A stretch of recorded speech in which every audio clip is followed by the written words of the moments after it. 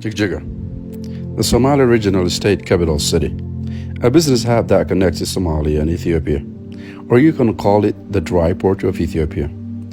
A bustling city, lots of people, and lots of business activities.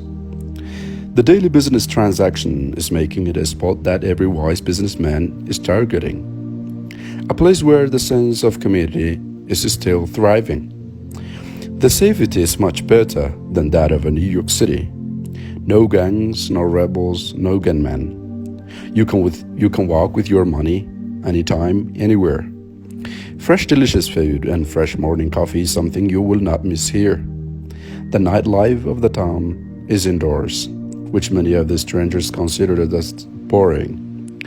Its weather is tropical, but the story was different for the last 2 weeks, as it was drizzling. It was good 2 weeks for the farmers and rain lovers.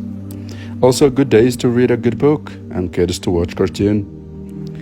The price of a raincoat, umbrella and rain boots increased as the demand was much greater than ever before. Take care, enjoy your night, have a lovely day or night, whatever.